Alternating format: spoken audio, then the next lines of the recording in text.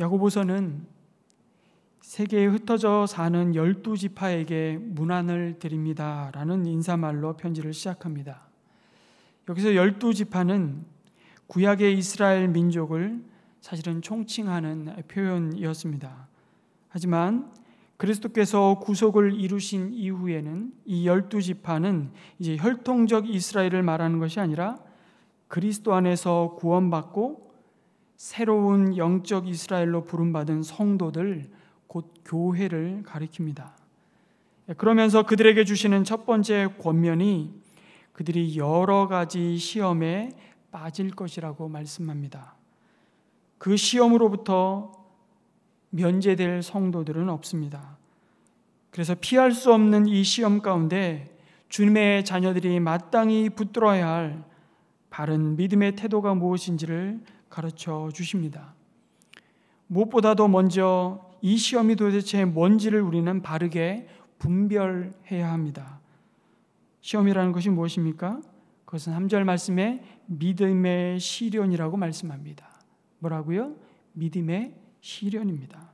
다시 말해 세상 가운데 그리스도인으로 살아가며 겪게 되는 고난과 핍박입니다. 이것은 그리스도를 주로 모시고 주님의 말씀에 순종하며 그 믿음의 길을 가고자 할 때 피할 수 없이 겪게 되는 일종의 스트레스입니다. 시험은 스트레스입니다.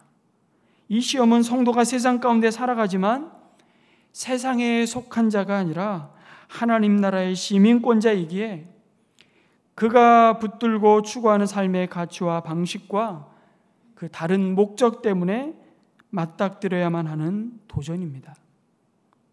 베드로 사도 역시 우리는 야고보서를 공동서신이라고 부릅니다. 특정한 교회에 보낸 편지가 아닌 오늘 말씀처럼 세계에 흩어져 사는 12지파, 꼭 교회들에게 보낸 성도에게 보낸 편지이듯이 베드로서 역시 공동서신인데 동일한 말씀을 주고 있습니다. 베드로전서 4장 3절에서 4절입니다. 여러분은 지난날에 이방 사람들이 하고 싶어하는 일을 하였으니 곧 방탕과 정욕과 술 취함과 환락과 연회와 가증스러운 우상 숭배에 빠져 살아왔습니다. 그것은 지나간 때로 충분합니다. 이제는 어떻다는 것입니까? 그들은 여러분이 자기들과 함께 그런 지나친 방종에 빠지지 않는 것을 이상히 여기면서 여러분을 비방합니다. 이제는 성도가 겪는 삶의 모습이 이렇다는 것입니다.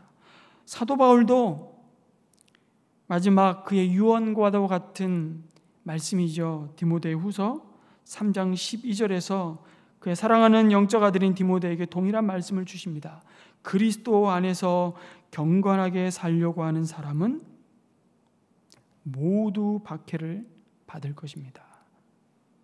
그리스도인은 그가 그리스도인이기 때문에 세상에서 이와 같은 일을 당합니다. 야고보 사도는 이 말씀을 받는 성도들을 세계에 다시 말씀드리지만 흩어져 사는 자들이라고 소개합니다. 우리가 정처가 없는 순례자라는 뜻입니다. 낯선 땅의 나그네와 같습니다. 그리스도인은 다른 생활 양식으로 삽니다. 다른 사고방식과 가치를 갖고 삽니다. 그래서 옆에서 그것을 지켜보는 사람들은 그 다른 점을 주목하죠. 그것 때문에 감동도 받고 때로는 그것으로 인해 선한 영향력을 받고 주님께 영광을 돌리기도 합니다. 그러나 대체로 그들은 그것을 좋아하지 않습니다. 아니 실제로는 그들은 그 차이를 싫어합니다. 왜냐하면 그에게는 그런 생활이 불편하게 느껴지기 때문입니다. 우리가 우리의 생활 속에서 주 예수 그리스도께 더 가까워지면 가까워질수록 우리는 이 세상에서 더 많은 괴로움을 만나게 될 것이라는 사실은 하나의 법입니다. 누구를 보면 알 수 있습니까? 주님을 보시기 바랍니다. 예수님은 악을 행치 않으셨습니다. 그 입에 간사한 것이 없으셨습니다. 언제나 고통받는 백성들을 그 질병과 고통에서 치료하시고 죄로부터 자유케 하셨습니다. 그럼에도 예수님을 향한 그 거부와 반대와 그 모욕은 더 심해져 갔고 마침내 세상은 그를 십자가에 못 박아 버렸습니다. 그리고 그를 주로 모시고 따르는 사람들을 향해서도 결코 다르지 않은 방식으로 대적할 것입니다. 우리는 이것을 알아야 합니다. 그래야 우리는 엉뚱한 방식으로 이 시험을 대하지 않게 됩니다. 그래서 히브리서 12장 3절 말씀에, 저는 이 말씀 너무 좋아하는 말씀인데요, 이렇게 말씀합니다. 자기에 대한 죄인들의 이러한 반항을 참아내신 분을 생각하십시오. 그리하면 여러분은 낙심하여 지치는 일이 없을 것입니다 라고 말씀하십니다. 물론 여러분, 시험은 믿음의 시련뿐만이 아닙니다. 우리는 오늘 말씀처럼 여러 가지 시험에 빠진다고 말씀합니다. 각양각색의 시험이 우리를 기다리고 있습니다. 코로나 이야기는 더 이상 하지 않겠습니다. 개인의 삶에 찾아오는 이해할 수 없는 많은 시련들이 있습니다. 질병과 재난과 극심한 가난과 관계의 소외와 그 관계 가운데서 오는 수많은 상처들로 인한 고통이 우리 가운데 있습니다. 이런 시련의 고통으로부터 자유로운 사람은 없습니다. 이런 슬픔과 상관없는 자들은 아무도 없습니다. 그리스도인이라고 해서 예외일 수는 없습니다. 베드로전서 1장 6절에서 7절 말씀은 동일한 이 사실을 이렇게 기록해 주고 있습니다. 그러므로 여러분이 지금 잠시 동안 여러 가지 시련 속에서 어쩔 수 없이 슬픔을 당하게 되었다 하더라도 기뻐하십시오. 하나님께서는 여러분의 믿음을 단련하셔서 불로 단련하지만 결국 없어지고 마는 금보다 더 귀한 것이 되게 하시며 예수 그리스도께서 나타나실 때에 여러분에게 칭찬과 영광과 존귀를 얻게 해 주십니다. 할렐루야, 아멘. 그런데 여러분, 우리가 시련으로서의 시험에 빠질 때 종종 우리의 믿음에 사실은 큰 혼란스러움이 하나 있습니다. 그것은 이런 겁니다. 아니, 예수 믿고 이제 그리스도인으로 사는 것에 결코 근심과 슬픔과 고통이 있다는 것은 뭔가 문제가 있다고 생각하는 경향입니다. 그러나 여러분, 그것은 아직 어린아이의 신앙입니다. 이 땅을 그리스도께 속한 성도로 살아가는 것 자체가 때때로 슬픔과 애통함일 수 있습니다. 그것은 비정상이 아니라 지극히 자연스러운 감정입니다. 오히려 그리스도인의 삶에 더 이상 고민도 없고 이 인생의 바다에 잔물결조차 없어야 된다고 생각하고 그렇게 주장하는 것은 참으로 여러분 위험한 신앙입니다. 성도의 삶에는 그런 슬픔과 고통이 있어서는 안 된다고 말하지 마십시오. 그것이야말로 수많은 이단들이 하는 소리입니다. 여러분, 고린도후서 4장 8절 이하에서 바울이 고백하는 성도의 삶을 가만히 들여다보십시오. 우리는 사방으로 죄어들어도 움츠러들지 않으며 답답한 일을 당해도 낙심하지 않으며 박해를 받아도 버림받지 않으며 거꾸로 뜨림을 당해도 망하지 않습니다. 놀라운 고백을 선포하고 있는데 우리는 뭔만 얘기합니까? 움츠러들지 않습니다. 낙심하지 않습니다. 버림받지 않습니다. 망하지 않습니다. 라는 것만 강조합니다. 그러나 결코 그렇지 않습니다. 우겨쌈을 당하는 일이 없는 것이 복 있는 삶이 아닙니다. 그 상황 가운데서도 그것을 넘어서게 하시는 하나님의 은혜를 오늘도 누리고 맛보고 덧입고 그 슬픔과 고통 중에서도 주님을 의지하고 일어서는 것, 그것이 시험 가운데 주어지는 하나님의 은혜입니다. 그것을 아는 것이 복이라고 말씀하십니다. 어제 파키스탄 목사님으로부터 제가 톡으로 기도 편지를 받았습니다. 이 목사님 가끔씩 목회하는 그 파키스탄 이슬람 사회 속에서 그리스도인으로 살아간다는 것이 얼마나 치열한 영적인 싸움인지를 영상으로 또 기도 제목으로 이렇게 알려주시고 개인적으로 함께 기도하는 분인데요. 이분은 사실 저희 교회를 비롯해서 여러 한국 교회의 도움을 받아서 한국에서 신학 공부를 하고 이슬람 사회에서 목사로 신실하게 섬기고 있는 분입니다. 그런데 어제 톡방에 저에게 나눴던 기도 제목은 이런 것이었습니다. 사촌 여동생을 위해 긴급하게 기도 부탁을 요청하는 내용이었습니다. 사연은 이렇습니다. 많은 여성 그리스도인들이 생계를 위해 무슬림 가정에서 가정부로 일하는데 이 목사님은 그 표현을 하녀라고 표현했습니다. 자기 사촌 여동생도 라왈핀디라는 도시의 한 부유한 무슬림 가정집에서 가정부로 일한답니다. 그런데 어느 하루는 그 주인이 기독교인인 자기 사촌 여동생이 보석을 훔쳤다고 혐의를 뒤집어 씌우고 그녀와 그녀의 남편, 심지어 그의 아이들을 위협하고 있다는 소식이었습니다. 집주인이 그들에게 돈을 요구하며 그것을 해결하지 않으면 당신을 감옥에 가둘 것이라고 협박하고 그녀의 남편을 학대하고 심지어 그를 고문했다는 내용의 편지였습니다. 그리고 그 사촌 여동생이 호소하는, 저는 파키스탄 말을 못 알아듣기 때문에 파키스탄어로 막 호소하는 그 영상, 간절히 기도해달라는 기도의 부탁을 영상으로 함께 보내왔습니다. 파키스탄에서 이런 종류의 비난과 공격은 그냥 일상이 되었고 그리스도인은 이런 위협에 너무나 쉽게 노출이 되고 표적이 되고 있다고 말하면서 주님의 자비와 긍휼을 기도해 달라는 요청이었습니다. 여러분, 이들을 향해 주님은 말씀하십니다. 우리는 사방으로 죄어들어도 우겨 싸매임을 당해도 움츠러들지 않으며 답답한 일을 당해도 낙심하지 않으며 박해를 당해도 버림받지 않으며 거꾸로 뜨림을 당해도 망하지 않습니다. 그런데 사도 바울은 이 능력이 우리에게서 나는 것이 아니라 하나님에게서 나는 것이라고 고백합니다. 이 말씀을 주시기에 앞서 놀라운 전제를 하나 주고 있습니다. 고린도후서 4장 7절에 우리는 이 보물을 질그릇에 간직하고 있습니다. 이 엄청난 능력은 하나님에게서 나는 것이지 우리에게서 나는 것이 아닙니다. 요한복음 16장 33절에서도 주님은 동일하게 그의 사랑하는 제자들에게 이런 당부를 마지막으로 간곡히 해주셨습니다. 세상에서는 너희가 환난을 당하나 담대하라. 왜요?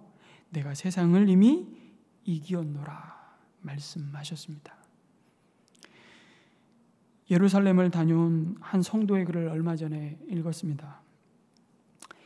여러분, 이스라엘을 혹시 가보셨습니까? 저는 못 가봤습니다. 이스라엘을 여행할 때 여러분 신앙의 유적지가 얼마나 많습니까? 가보고 싶은 곳이 많았지만 뜻밖의 이분은 그 중에서도 가장 가보고 싶은 곳이 어느 호텔 로비였다고 말하는 것이었습니다. 좀 뜬금없는 말처럼 들렸습니다. 그 호텔 음식이 특별해서인가? 아니었습니다. 그 호텔의 시설이 훌륭해서였는가? 아니었습니다.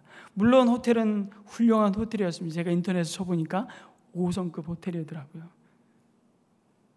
1박에 31만 1천 원. 그런데 이 성도가 그 예루살렘을 방문하면서 꼭 가보고 싶었던 이 호텔은 그런 이유가 아니라 호텔 로비에 걸린 손으로 쓴 찬송가 가사가 보고 싶었다고 말합니다. 그것은 호레이쇼 스페포드가 쓴 것이었는데요. 저는 처음 들어보는 이름이었습니다. 그는 나름 성공한 변호사였고요. 장로교회 장로였습니다. 그런데 1871년에 그와 그의 아내 애너는 시카고 대화재로 인해 막대한 재산 피해를 입었습니다. 연이어서 시련이 찾아옵니다. 두 해 뒤에 1873년에 11월 자신의 부인 애너는 아이들을 데리고 유럽으로 여행을 떠났는데 호레이쇼는 처리해야 할 일이 있어서 같이 가지 못했습니다. 그리고 12월 2일 그는 아내로부터 전보를 받았습니다. 홀로 살아남았습니다. 그는 곧 아내와 아이들이 탔던 배가 영국 여객선과 부딪혀 바다에 가라앉았음을 알게 되었습니다. 딸 넷이 죽고 애너만 살아남은 것이었습니다. 그 깊은 상실감 속에 호레이쇼는 자기 부인 애너를 데리고 영국으로 떠났습니다. 그때 영국으로 가는 배 안에서 친필로 쓴 시가 바로 도무지 헤아릴 수 없는 시험 가운데서도 여전히 그를 붙드시는 하나님의 자비와 긍휼을 노래하는 찬송시였습니다. 그리고 호레이쇼와 애너는 훗날 이스라엘로 건너가 어려운 사람들을 돕는 기독교 공동체를 일구었습니다. 많은 시간이 지나 공동체의 규모가 커지자 성벽 바깥에 커다란 집으로 옮겼는데 그 집이 지금은 호스텔이 되었고 나중에는 호텔이 되었습니다. 호텔은 지금도 그 자리에 있으면서 슬픔에 쌓인 한 남자가 풍랑이 이는 바다에서 쓴 찬양시를 전시하는 장소로 사용되고 있습니다. 저도 예루살렘을 가면 이 호텔을 꼭 한번 가봐야 되겠다라는 생각이 들었습니다. 그 찬송은 너무너무 제가 좋아하는 찬양입니다. 내 평생에 가는 길 순탄하여 늘 잔잔한 강 같든지 큰 풍파로 무섭고 어렵든지 나의 영혼은 편하다. 저 마귀는 우리를 삼키려고 입 벌리고 달려와도 주 예수는 우리의 대장되니 끝내 싸워서 이기리라. 내 지은 죄 주홍빛 같더라도 주 예수께 다 아뢰면 그 십자가 피로써 다 씻으사 흰 눈보다 더 정하리라. 저 공중에 구름이 일어나면 그 나팔이 울릴 때에 주 오셔서 세상 심판에도 나의 영혼은 겁 없으리. 내 영혼 평안해. 내 영혼 평안해. 그 호텔 이름이 어디냐고요? 아메리칸 콜로니 호텔입니다. 여러분, 예루살렘의 유적지를 방문하지만 많은 사람들은 무엇을 보았습니까? 물어보면 돌 구경하다 왔습니다. 이렇게 대답하는 경험들을 종종 합니다. 돌 보러 가는 것보다 오늘 살아있는 믿음의 고백이 새겨있는 호텔 로비를 그토록 가보고 싶었던 그 성도의 마음이 바로 오늘 시험을 만날 때 우리가 붙들어야 할 진짜 믿음의 모습인 것을, 그 모습을 나 또한 붙들고자 하는 소망을 가진 자의 모습이 아닌지 그런 생각을 해보게 됩니다. 그래서 성도로 하여금 시험에 빠질 때에 주님의 자녀들이 마땅히 붙들어야 할 바른 믿음의 태도가 무엇이라고 말씀하십니까? 그것은 더할 나위 없는 기쁨으로 생각하라고 말씀하십니다. 왜 여러 가지 시험을 당했는데 형언할 수 없는 기쁨으로 기뻐해야 하는가? 아니, 기뻐할 수 있는가요? 여러분, 믿음의 시련 그 자체를 기뻐하라는 것이 아닙니다. 시련 그 자체를 기뻐하고 좋아할 사람은 없습니다. 그러나 그 시험을 기쁘게 생각할 수 있는 이유는 그것이 우리로 하여금 인내의 열매를 맺게 하시는 것을 알기 때문입니다. 여러분, 시험을 당했을 때 정말 중요한 것은 아는 것입니다. 무엇을 알아야 합니까? 시험이 믿음의 시련, 곧 연단이라는 사실을 알아야 합니다. 여러 가지 시험은 우리의 믿음을 연단합니다.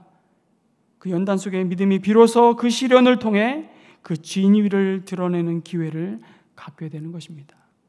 신명기 8장 2절에 보면 광야에서 하나님은 이스라엘 백성들의 믿음을 시험하셨습니다. 이렇게 말씀하십니다. 당신들이 광야를 지나온 40년 동안 주 당신들의 하나님이 당신들을 어떻게 인도하셨는지를 기억하십시오. 그렇게 오랫동안 당신들을 광야에 머물게 하신 것은 당신들을 단련시키시고 시험하셔서 당신들이 하나님의 계명을 지키는지 안 지키는지 당신들의 마음속을 알아보려는 것이었습니다. 여러분, 시험은 우리 믿음의 리트머스 시험지와 같습니다. 정말 내 속에 무엇이 들어있는지 여러분 평소에는 잘 모릅니다. 그런데 시험을 만나면 그것이 다 드러날 수밖에 없습니다. 깨어지기 때문입니다. 우리 마음의 그릇에 담고 있는 그 내용물이 뭔지를 다 드러내십니다. 광야가 그런 곳입니다.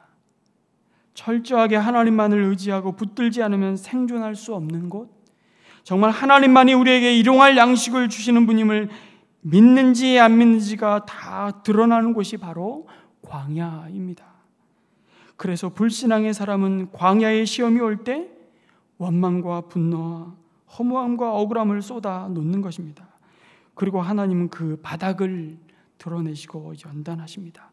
그리고 우리의 믿음을 새롭게 하십니다. 정금같이 우리의 믿음을 재련하시는 것이죠. 우리 믿음의 불순물들을 다 재련해 씻어내시는 것입니다. 하나님의 백성으로 어울리지 않는 모든 불신앙과 죄악의 불순물을 다 제하셔서 순전한 믿음의 사람들로 세워 가십니다. 약속의 땅 가나안에 들어가서도, 그래서 여전히 그 풍요 속에서도 그 풍요를 의지하지 않고 그 풍요를 주시는 하나님을 신뢰하고 의지하는 백성들로 그 믿음을 연단하시는 것이 바로 시험입니다. 그래서 하나님을 진실로 붙들게 하십니다. 하나님을 찾게 하십니다. 그렇게 가까이 계셔서 언제나 우리를 인도하시며 보호하셨던 하나님의 살아계심을 경험하게 하십니다. 이것을 알아야만 우리는 시험 가운데 낙심하여서 자신과 남과 심지어 하나님을 탓하며 절망에 주저앉지 않습니다. 그리고 다시 일어서서 기쁘게 이 믿음의 길을 달려갈 수 있도록 하시는 은혜, 그것이 시험 속에 있는 감추어진 하나님의 은혜입니다. 여러분, 우리는 이미 믿는 사람이었지만 그때야 비로소 믿음으로 사는 자가 되는 것입니다. 그것이 시험을 당할 때 더할 나위 없는 기쁨으로 기뻐해야 할 이유라고 말씀하십니다. 그래서 12절에 동일한 이 시험에 대해서 반복해서 이렇게 말씀하십니다. 시험을 받는 사람은 복이 있다고 말씀하시는 것이 아니라 뭐라고요?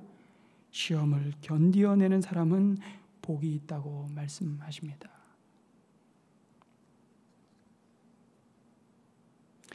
야고보 사도는 예수님의 친동생입니다.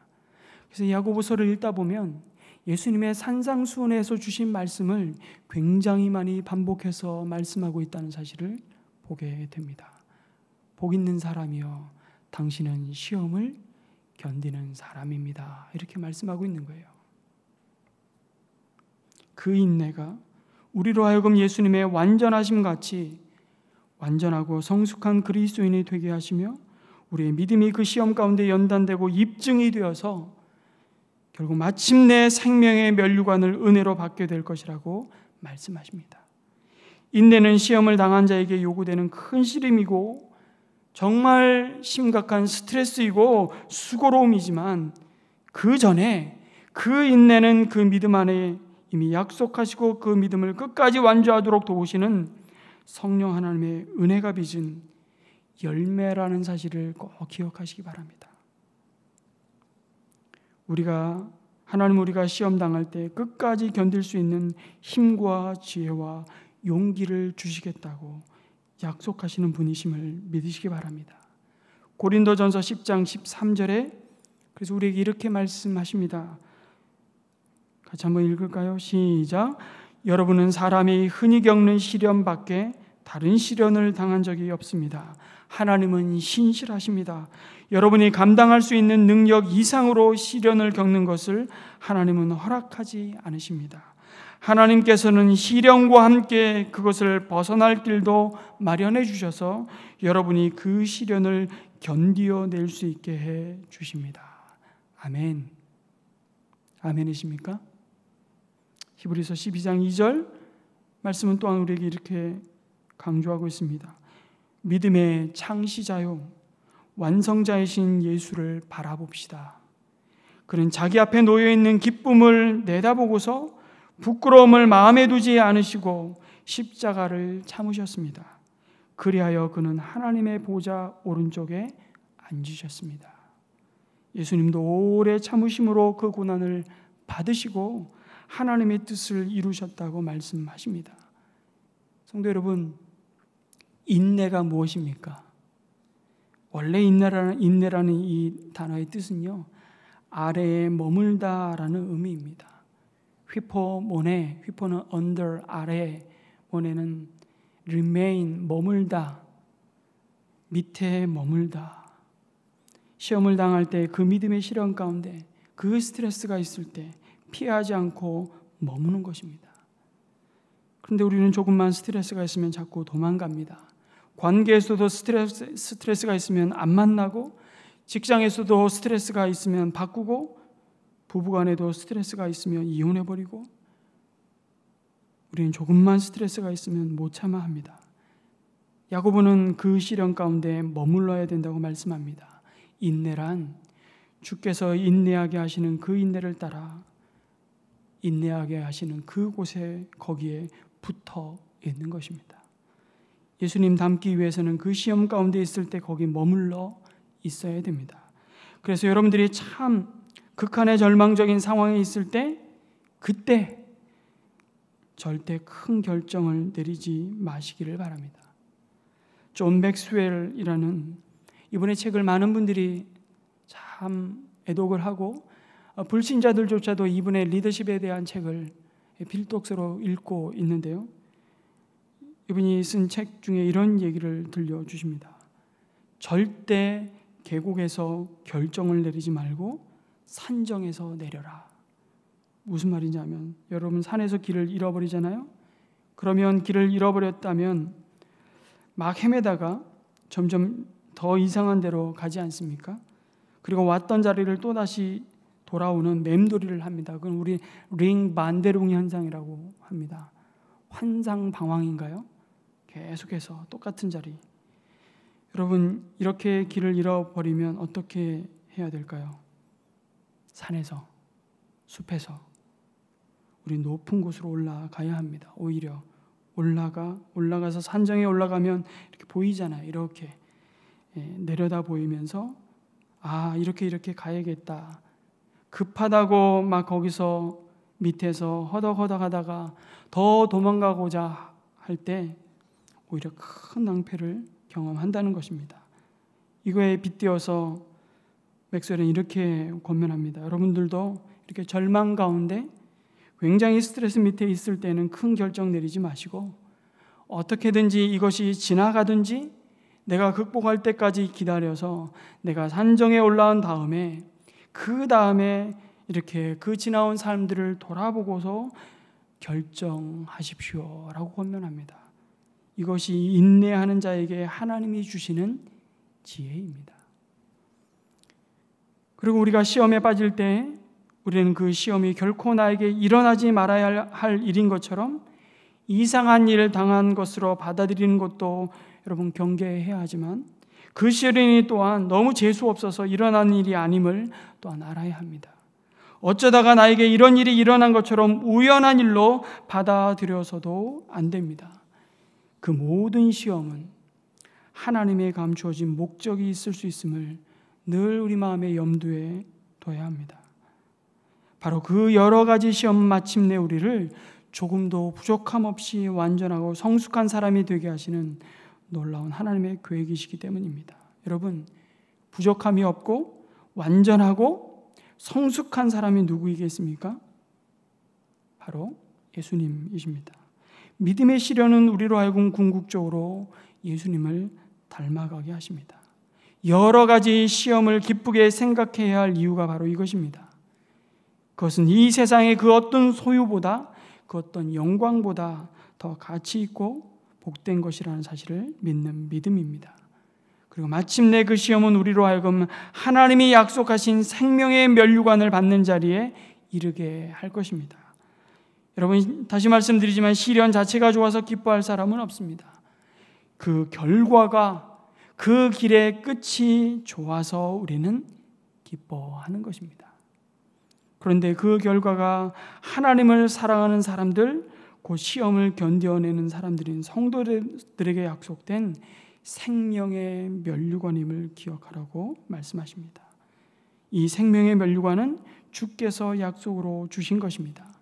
성도의 인내 이전에 하나님의 약속이 먼저 있습니다. 생명의 이 면류관은 노력의 결실도 아니고 승리의 전리품도 아닙니다. 아무리 수고하고 인내해도 주님이 상을 약속하지 않으셨다면 받을 것이 없습니다.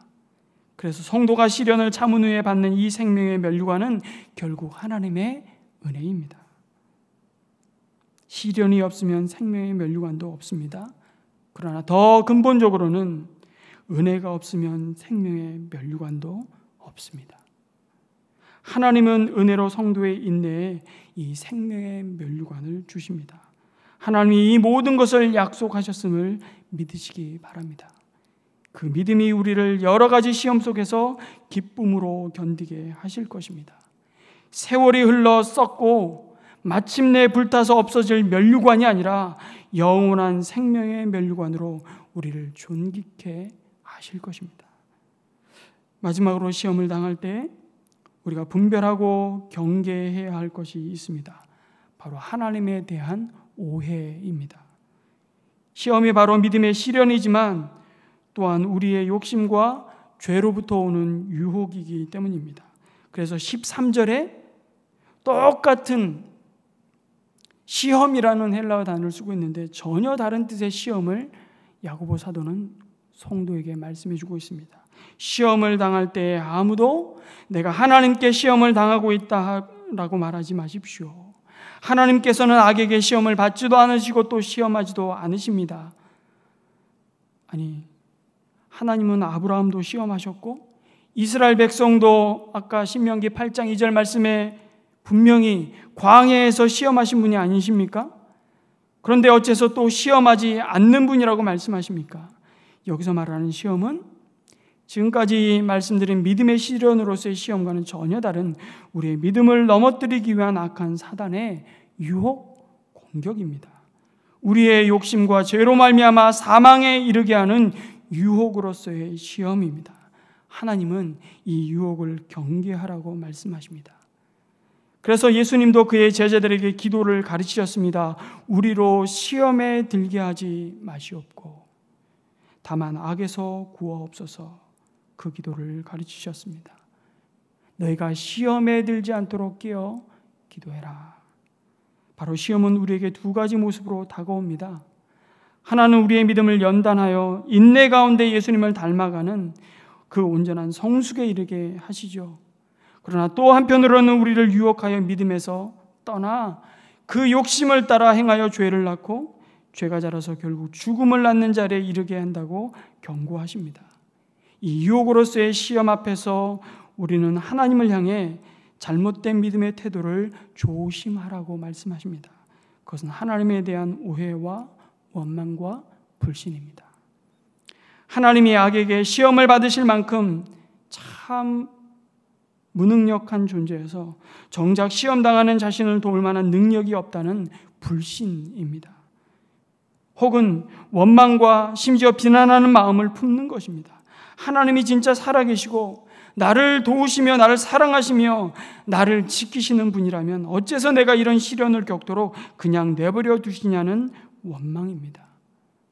왜 이 시련은 끝날 날이 보이지 않느냐는 겁니다. 그래서 시험을 당할 때 우리는 하나님의 능력을 의심합니다. 또한 그의 사랑을 의심하게 됩니다. 능력은 알겠는데 주님의 그 의도를 의심하는 것입니다. 시험의 원인이 자신의 욕심과 죄에서 비롯된 것임에도 그 유혹에 빠져 고통받는 것임에도 여전히 하나님의 사랑 그 자체를 의심합니다. 능력이 있어도 사랑하지 않는다면 돕지 않을 것이라고 생각하기 때문입니다. 그러나 여러분, 하나님은 결코 무력한 분이 아니십니다. 이사야 59장 1절은 우리에게 이렇게 말씀하십니다. 주님의 손이 짧아서 구원하지 못하시는 것도 아니고 주님의 귀가 어두워서 듣지 못하시는 것도 아니다. 오직 너희 죄악이 너희와 너희의 하나님 사이를 갈라놓았고 너희의 죄 때문에 주님께서 너희에게 얼굴을 돌리셔서 너희의 말을 듣지 않으실 뿐이다 라고 말씀하십니다. 우리를 향한 하나님의 사랑에 의심이 몰려올 때에도 주님은 우리에게 이렇게 말씀하십니다. 자기 아들을 내어주시기까지 우리를 생각하시며 사랑하신 주님의 십자가를 바라보라고 말씀하시며 로마서 8장 35절에 이렇게 말씀하십니다. 누가 우리를 그리스도의 사랑에서 끊을 수 있겠습니까? 환난입니까? 곤고입니까? 박해입니까? 굶주림입니까? 헐벗음입니까? 위협입니까? 또는 칼입니까? 그러나 우리는 이 모든 일에서 우리를 사랑하여 주신 그분을 힘입어서 이기고도 남습니다. 그 다음 같이 한번 읽어볼까요? 시작. 나는 확신합니다. 죽음도 삶도 천사들도 권세자들도 현재일도 장래일도 능력도 높음도 깊음도 그 밖에 어떤 피조물도 우리를 우리 주 예수 그리스도 안에 있는 하나님의 사랑에서 끊을 수 없습니다. 할렐루야. 아멘. 이 약속의 말씀을 붙드시기 바랍니다. 종종 내가 하나님께 시험을 당한다고 말함으로써 이 모든 것의 원인을 하나님께 돌리지만 여러분, 하나님을 비난하고 하나님께 그 책임을 돌리면 문제는 간단하게 해결되는 것 같지만 여전히 우리의 상황은 더욱 미궁에 빠지고 만다는 사실을 우리는 기억해야 됩니다. 그 원인에 대한 답이 틀렸기 때문입니다. 그러면서 우리가 시련 가운데 우리의 믿음이 많은 유혹 가운데 때때로 흔들리는 원인을 야고보 사도는 그래서 정확히 밝히고 말씀해 주십니다. 그것은 각각 자기의 욕심에 이끌려서 꿰매에 빠지기 때문이라고 말씀하시는 겁니다. 바로 그 욕심이 잉태하면 죄를 낳고 죄가 자라면 죽음을 낳는다는 이 사실을 생각하며 속지 말라고 권면하십니다. 우리 아버지 하나님은 그를 사랑하는 자들에게 온갖 좋은 선물과 모든 완전한 은사를 주시는 분이심을 잊지 말라고 말씀하십니다. 로마서 8장 32절 말씀 다시 한번 읽습니다. 자기 아들을 아끼지 않으시고 우리 모두를 위하여 내주신 분이 어찌 그 아들과 함께 모든 것을 우리에게 선물로 거저주지 않으시겠습니까? 여러분, 물질로 어려움이 있을 때 어떤 사람은 이때가 하나님을 더욱 의지해야 하는 때로 알고 주님께 더욱 엎드려 그의 도우심과 인도하심을 구하며 참고 기다립니다. 고난을 영적 성장과 성숙을 위한 믿음의 시련으로 받습니다. 그러나 어떤 사람은 왜 하는 일마다 되는 게 없느냐며 분노합니다. 이미 받은 것에 대해서는 생각하지 않고 더 가지지 못한 것 때문에 하나님을 원망하고 죄를 짓고 그 믿음에서 멀어지거나 떠나는 경우도 우리는 보게 됩니다. 이것이 유혹입니다. 자신의 욕심 때문입니다. 자녀 문제도 마찬가지입니다. 자녀들이 부모의 마음에 흡족하지 못해도 그들의 일생을 하나님이 책임지신다는 믿음으로 참고 기다리며 하나님을 더욱 의지하는 기회로 만드는 사람이 있는 반면에, 그래서 자녀는 부모를 위해 하나님이 쓰시는 은혜의 방편인 것 같습니다. 하지만 어떤 부모는 자녀들의 부족함을 견디지 못합니다. 그래서 무시하는 말과 거친 말을 쏟아내고요, 큰 상처를 주고 부정적인 자아상을 심어줄 뿐만 아니라 하나님 아버지에 대한 매우 부정적인 인식을 갖게 만듭니다. 이것이 어쩌면 부모에게 하나님 앞에 섰을 때 우리가 행한 대로 받을 상급에서 참 두렵고 떨리는 부분이기도 합니다. 이 모두가 욕심 때문입니다. 자녀가 잘 되기를 바라는 부모의 기대가 욕심으로 바뀌면요, 유혹에 빠집니다.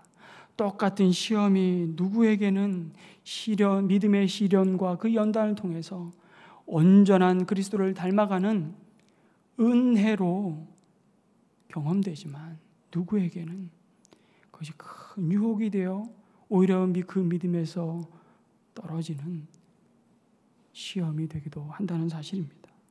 여러분, 주님은 우리에게 시험은 견디되 유혹에는 빠지지 않도록 깨어 기도하라고 말씀하십니다. 하나님 우리를 시험하십니다. 그러나 기억하십시오. 하나님 우리를 유혹하시지는 않습니다. 하나님께서는 우리가 무슨 일을 만나든지 그것을 타락의 계기가 아니라 성숙의 디딤돌로 삼기를 원하십니다. 사랑하는 성도 여러분, 우리를 도우시고 붙드시는 하나님은 친히 아들을 내어주셔서 우리의 모든 죄와 허물을 속량하셨습니다. 하나님 우리를 자신의 양자 삼으신 이 존귀한 신분에 대한 확신을 주셔서 오늘도 여러 가지 믿음의 시련과 유혹 속에서도 끝까지 인내하게 하십니다. 이 믿음의 경주를 완주하도록 도우시는 분이십니다. 그 시험 속에서도 기쁨 가운데 우리로 하여금 예수님을 닮아가도록 은혜를 베푸시는 아버지, 아빠 아버지 하나님이십니다. 그리고 마침내 모든 길 끝에 생명의 면류관을 약속하시는 하나님 아버지를 우리는 바라보며 그 하나님을 믿고 의지하며 이번 한 주간도 승리하시기를 주님의 이름으로 축원합니다. 아멘.